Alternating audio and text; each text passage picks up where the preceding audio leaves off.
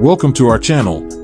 In today's video, we'll explore strategies to help you concentrate on your studies for long hours. Let's begin. Number 1. Set up your study space.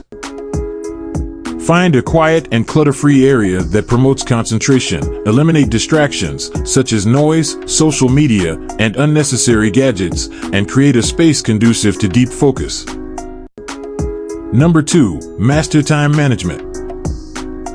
Break your study sessions into manageable blocks of time using effective time management techniques. This helps maintain your concentration and prevent burnout. Number 3. Embrace mindfulness. Cultivate a calm and focused state of mind through mindfulness or meditation practices. Take a few minutes to engage in deep breathing exercises or guided meditation before you start studying. This clears your mind and enhances your ability to concentrate. Number 4. Employ effective study techniques. Use strategies like active reading, summarizing key points, and creating visual aids. Find the study techniques that work best for you and implement them consistently.